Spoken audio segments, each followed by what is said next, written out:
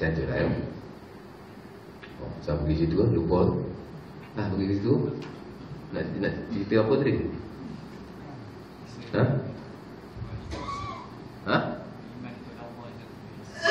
Ya kok. Cerai je. Minum dulu. Kita kap pula bismillah. Syafi'i saya ada tertinggal.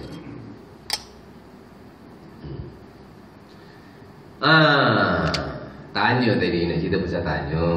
Kena banyak tanya. Kita masjid ni untunglah ada Ustaz Khairuddin, boleh banyak tanya dia. Ada masjid tuan-tuan tak ada ustaz pun. Baik imam ada, baik AJK tak ada seorang ustaz. Tak ada ustaz. Dalam dia punya organisasi memang tak ada ustaz. Kita ni untunglah ada juga imam yang ustaz. Ada satu tempat tak ada ustaz. Jadi kena banyak tanya lah. Tak rugi apa. Kita kena banyak tanya.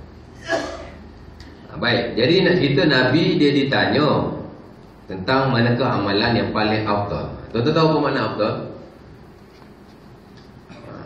Apa makna afdal? Afdal ni orang Melayu panggil afdal. Asal makna dia dalam bahasa Arab lah. Tapi dia dah jadi satu kalimah yang penting dalam syarah. Afdal ni makna yang paling besar pahala. Yang paling tinggi nilainya dan yang paling mendekatkan kita kepada Allah Subhanahu Wa Taala. Itulah makna afdal. Bila sebut afdal ni bukan benda kecil-kecil anak dah. Dia benda yang betul-betul orang kata apa? Ada nilai di sisi Allah Taala. Dia betul-betul benda yang boleh mendekatkan kita kepada Allah Taala. Kalau tidak dia tersebut afdal. Nabi sendiri pun tuan-tuan dalam urusan kehidupan dia, terutama kehidupan ibadah dia pun, kadang-kadang apa yang Nabi tonjolkan kepada kita dan sahabatnya, ada juga perkara itu yang tidak afdal. Afdal juga, tapi dia ada martabat, dia kurang sikit afdal. Sebab Nabi nak tunjuk, dia panggil rukhsah, kelonggaran pada umat dia. Apa yang Nabi buat tu sunnah. Kata Imam Ibn Hajar, iza sabatal hadis fahuwa sunnah. Kalau sebarang hadis itu sahih, maka kita kena beriktikad dia sunnah, walaupun dia tak masyhur dalam mazhab kita. Nampak? Dalam mazhab kita benda ni tak ada. Tapi bila kita tengok ada hadis dalam Bukhari benda ni berlaku, cuma dia tak masyhur kan. Dia tetap sunnah. Janji sahih hadis, dia mesti sunnah. Dan kita kena iktikad sunnah. Namun begitu, ada perbuatan Nabi yang kadang-kadang dia sunnah, tapi dia kurang sikit afdal. Saya bagi contoh. Nabi SAW.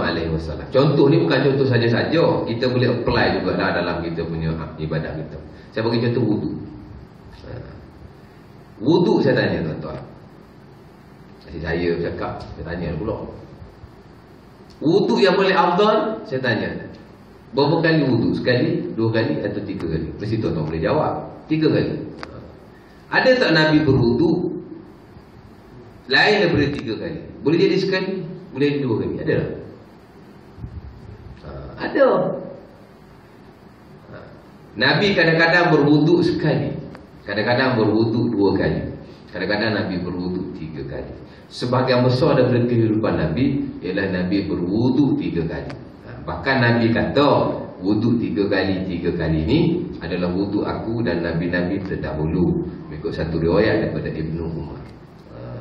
Kehidupan Nabi seluruhnya wuduk 3 kali. Namun begitu, ada juga riwayat dalam buku-buku hadis, dalam Bukhari, dalam Muslim, dalam lain-lain. Umpama Nabi kata dalam riwayat Aisyah, dia kata tawadda'an Nabi maratain. Nabi berwuduk 2 kali. Ada riwayat lain, Ibn Abbas ataupun Abu Hurairah, dia kata tawadda'an Nabi maratan.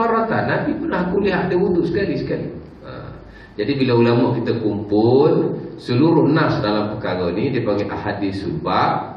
Nas-nas yang ada bila dilihat, maka 3 kali tu lebih utama, pasal Nabi itu yang banyak dilakukan oleh Nabi SAW. Sekali 2 kali pun afdal juga, tapi 3 kali itu yang paling afdal. Kita jangan iktikad basuh wuduk sekali itu tak afdal langsung, makruh apa, jangan. Tidak begitu. Dia tetap sunnah pasal Nabi buat. Apa yang Nabi buat? dia sunnah.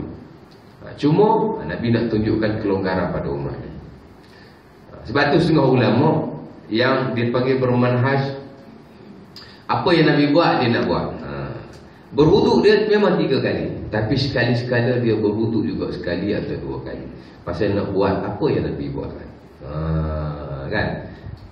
Macam tu. Contohlah, umpama ada setengah ulama kan, dia ketengahkan siapa yang dekat. Contoh dalam perihal, saya bagi contoh. Dalam perihal duduk istirahat dalam solat. Kita duduk istirahat dalam mazhab kita, dia kata apa? Sunat kan? Bila kita nak bangun daripada rakaat pertama dan juga ketiga, sunat kita duduk istirahat. Tu dalam mazhab kita lah, sunat duduk istirahat.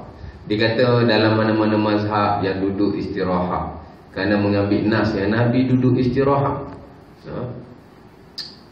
Sekali-sekala tak payahlah duduk istirahat, sebab itu juga dilakukan oleh Nabi.